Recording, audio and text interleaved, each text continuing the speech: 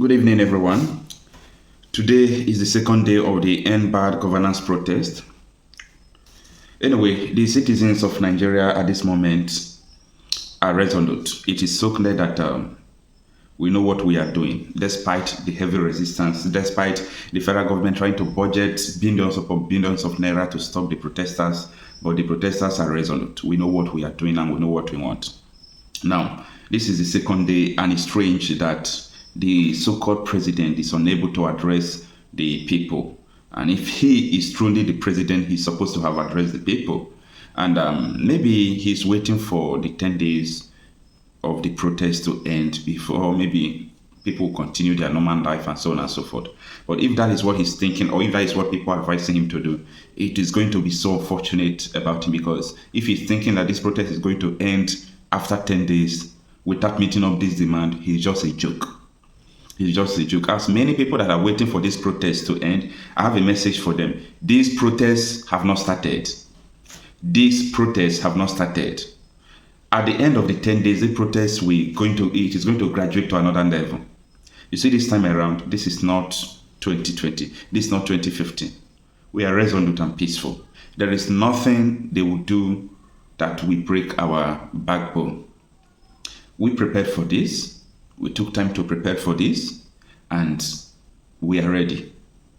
We are ready. For so long, Nigerians have been suffering. For so long, all these politicians have kept us in bondage. They have been keeping us in bondage. For so long, they think and they feel that they are like our God, that without them, Nigerians can't do anything, and whatever they say will come to pass.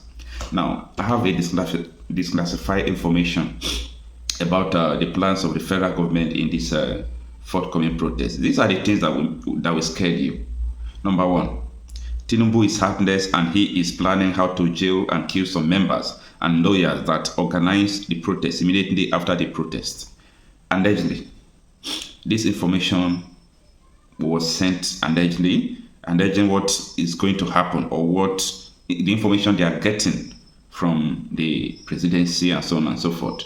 So the number one thing there is that Tinubu is planning to jail some lawyers immediately after the protest and so on and so forth, and kill some persons. So this is what the information alleged. Then number two, the military are currently discussing how to... What do you want to hear?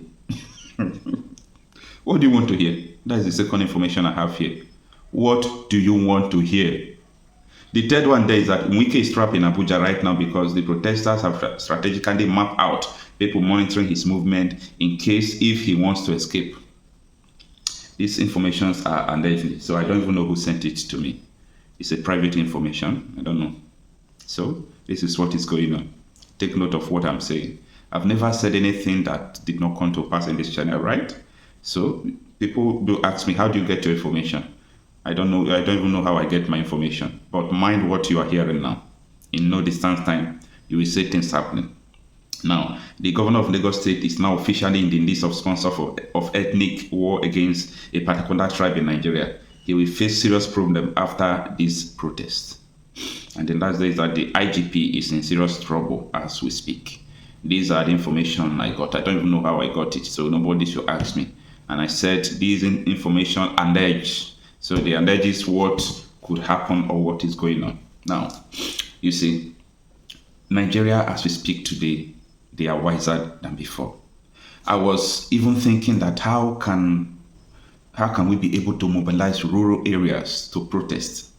We don't even know that these people are already mobilized. They mobilize themselves. People are serious. People are hungry. People are tired of being in a country where they will live like slaves in their own ancestral homes. People are tired of paying taxes to the bandits. People are tired of seeing politicians trying to sabotage their progress, trying to destroy their destiny. People are tired seeing someone like Tinubu being there and doing nothing while the terrorists take over the country. People are tired. People are tired because the politicians we have in Nigeria, their plan is just one thing: destroy the people. They have refineries abroad and make sure that Nigerian refineries will not work. Anything, most of the businesses you see closing down in Nigeria because these people have used our money to have it in abroad. They built so many businesses in abroad. Their children is in abroad. Their children will never go through the schools we are going through. Their children will never go through the hospitals we are going through. Their children will never go through, everything that the ordinary citizens are going through. And right now, at this moment, they are confused because the people are awake. Dear Nigerians, I want you to keep waking up. Keep rising from your slumber. We have been sleeping enough. We have been sleeping enough. We are going to give these people sleepless night because we are no longer sleeping. When we keep on sleeping, these people will sleep. But when we are awake, these people will not sleep. We are awake, and there is no going back about it. I want to use this opportunity to encourage everyone that have been protesting. Your message is very clear. Don't think you are not doing anything.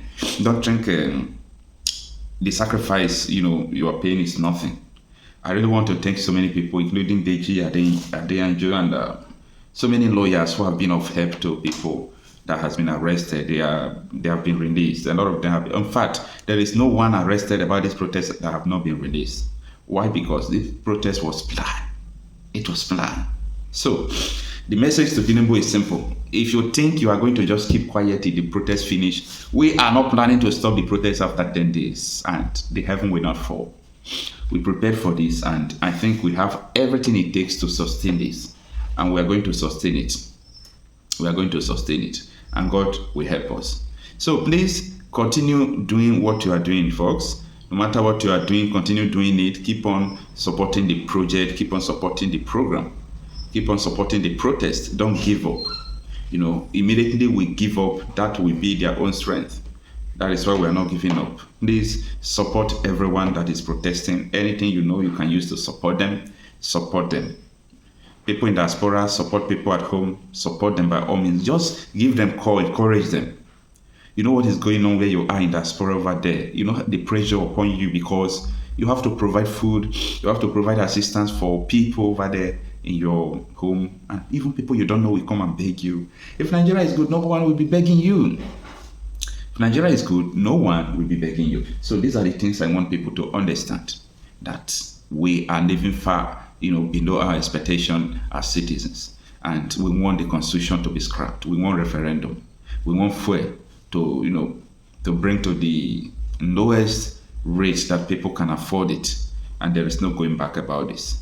Thank you for listening. Please kindly support me in this channel by sharing my video, subscribing to this channel, and also come back for daily updates. Thank you so much, and God bless you. All right, this is Okocha Marcel with Onyechukwumeze TV.